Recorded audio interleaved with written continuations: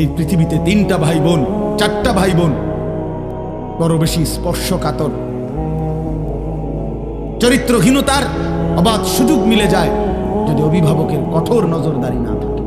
এই চারটা ভাই বোন, খালাতো বোন, মামাতো বোন, চাচাতো বোন, ফুফাতো বোন, এই 4 খালা বোন ভাই বোন, খালাতো ভাই বোন, চাচাতো ভাই বোন, ফুফাতো ভাই বোন, মামাতো, এই 4টা ভাই বোন দেখতে তো অনেক ভালো, আপনজন, কিন্তু এই আপনজনের ছেলে মেয়েকে যদি অবাধ সুযোগ দেওয়া হয়, আল্লাহর কসম এর পরবর্তী গন্তব্যই জিনা ব্যভিচার।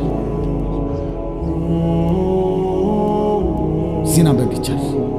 এজন্য ওই মা হাসরের ময়দানে কাঠগড়ায় দাঁড়াইতে হবে যে তার মেয়েকে এমন ছেলের সাথে সম্পর্ক করতে দিছে। ওই বাবাকে কাঠগড়ায় দাঁড়াইতে হবে যে তার ছেলেকে এমন অসৎ সম্পর্কের দিকে ঠেলে দিছে। এজন্য দোস্ত, নওজোয়ান, মদের নেশা থেকে ফিরো ভাই, নারীর নেশা থেকে ফিরো। আল্লাহর নবী বলছেন ফাত্তাকুদ দুনিয়া ওয়াত্তাকুন নিসা। নবীজি বলছেন উম্মত, দুনিয়ার ধোঁকা থেকে বেঁচে থাকো, নারীর ধোঁকা থেকে বেঁচে থাকো। বেপর্দা নারীর হাসি না, আগুন।